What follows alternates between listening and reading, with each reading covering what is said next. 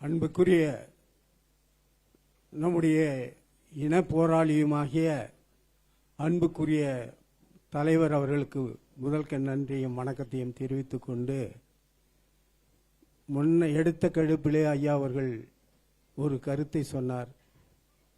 நீங்க தான் எம்எல்ஏ, நீங்க தான் எம்பி, தலைவர், அனைத்து பகுதியிலும் நீங்க தான் என்று சொன்னார். அதை மனதில் வைத்து இப்பொழுது நாம் எந்த சூழ்நிலையில் கட்சியை பயணித்துக் கொண்டிருக்கின்றோம், ஒவ்வொருக்கும் எல்லார் மனதிலும் ஓடிக்கொண்டிருக்கிறது.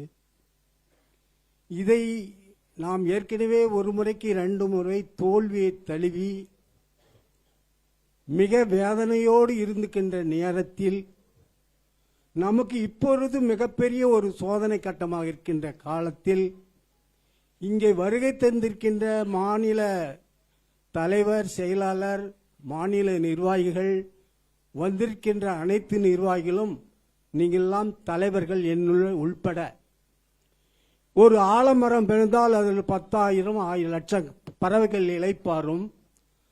அதற்கு இணையாக நீங்கள் ஒவ்வொரு தலைவர்களும் ஒரு 1000க்கு சமமானவர்கள். நீங்கள் நினைத்தால் நிச்சயமாக ஐயாவுடைய கரத்தை வலுப்படுத்த வேண்டும் என்றால் இந்த 6 மாசத்தில் உன்னுடைய சுய தொழில் எவ்வளவு கவனம் செலுத்தி நீங்க செய்கின்றீர்களோ அந்த அளவுக்கு கீழே இருக்கின்ற கிராம தொண்டர்கள் உள்பட, ஊராட்சியுடைய நிர்வாகிகள் உள்பட, ஒன்றிய தலைவர், செயலாளர், அனைத்து நிர்வாகிகளும் சொந்த நலனை கருதி தம் வீட்டில் எவ்வளவு ஒரு இழப்பீடு நடந்தால் எவ்வளவு வேதனைப்பட்டு அந்த நஷ்டத்தை ஈடு செய்கின்றோமோ அந்த நிலைவை நினைத்துக் கொண்டு இன்று நமக்கு மிகப்பெரிய ஒரு உன்னத தலைவர், இந்தியாவிலே கிடைக்க முடியாத ஒரு பொக்கிஷம். அவருடைய நிலை நினைத்து பார்த்தால் கண்ணீர் வருகிறது. என்னால் பொறுக்க முடியல.